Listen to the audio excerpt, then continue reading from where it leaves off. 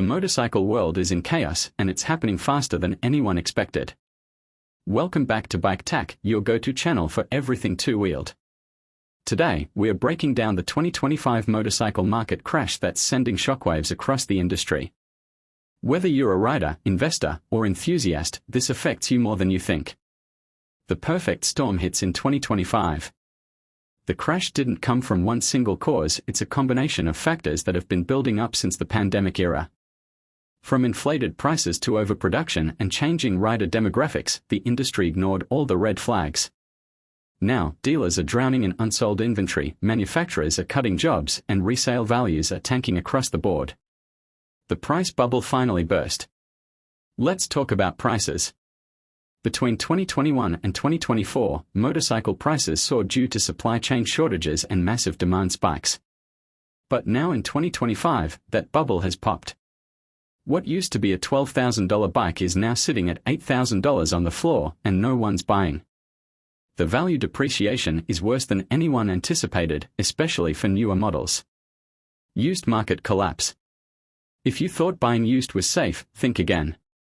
The used bike market is in free fall. Private sellers are slashing prices daily, and bikes that were holding value are now selling for pennies on the dollar. It's a buyer's market, but even buyers are hesitant, expecting prices to drop even more. Manufacturer panic mode. Big names like Honda, Yamaha, Harley-Davidson, and even Ducati are not immune. Production cuts, delayed model releases, and cancelled projects are now the norm. Smaller companies. Some have already folded. The R&D budgets have been gutted, and innovation is grinding to a halt in many corners of the industry. Dealerships struggling to survive. Local dealerships are facing their worst year in over a decade. Floor models aren't moving. Financing offers aren't working. Service departments are underbooked. Some dealerships are even shutting down, unable to keep the lights on with empty showrooms. The electrification dilemma. Electric motorcycles were supposed to be the future.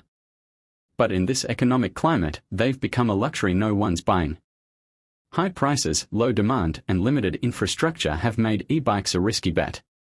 Manufacturers overinvested, and now they are paying the price. What this means for riders. So, what does this crash mean for you? For buyers, it's a chance to get great deals, but don't expect your bike to hold value. For current owners, expect steep depreciation and fewer upgrade options.